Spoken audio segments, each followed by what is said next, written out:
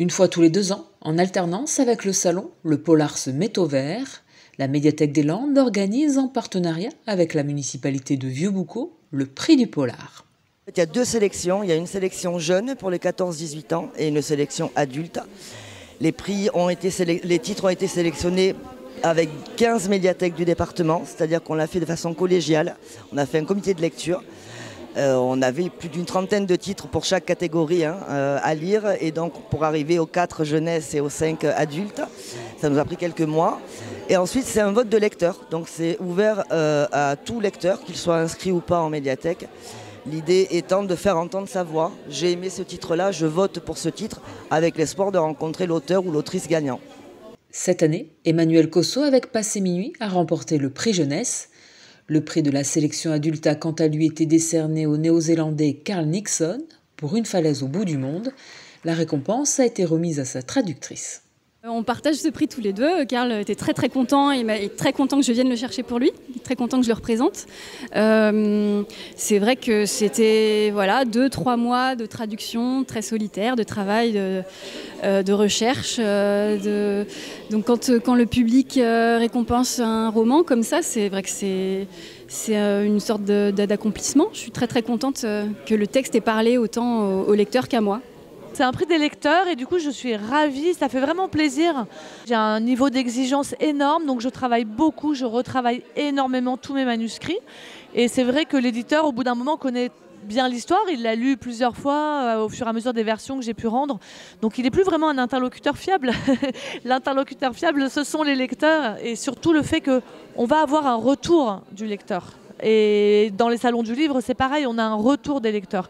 Et ça, c'est merveilleux pour un auteur de se rendre compte que ce qu'on a pu mettre, comme je le disais, à l'intérieur de l'histoire est perçu. Parce que parfois, on met des choses et on se dit, est-ce que vraiment ça va être compris, ça va être entendu?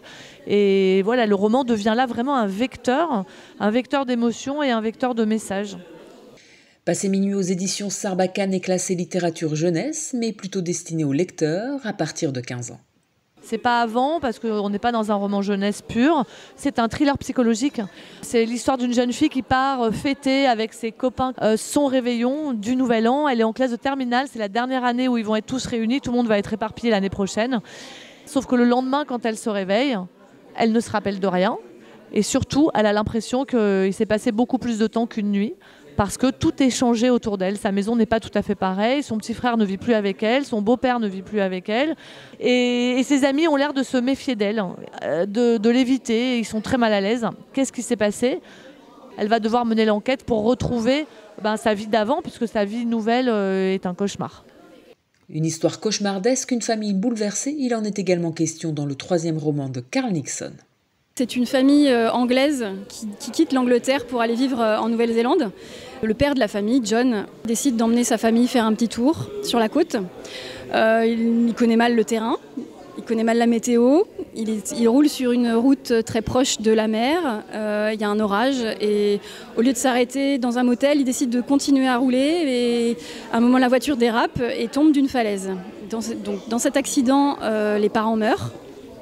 La dernière née, donc le bébé, meurt aussi. Et seuls survivent les 2 aînés qui ont 13-14 ans et le petit 3e qui a 7 ans, je crois. Donc ça commence comme ça. Les 3 enfants sont déboussolés, blessés, et ils vont être recueillis, entre guillemets, par un couple de marginaux dans une espèce de ferme abandonnée. Et c'est le début de l'intrigue. Que vont devenir ces 3 enfants? La suite est à découvrir dans Une falaise au bout du monde, aux éditions L'Aube.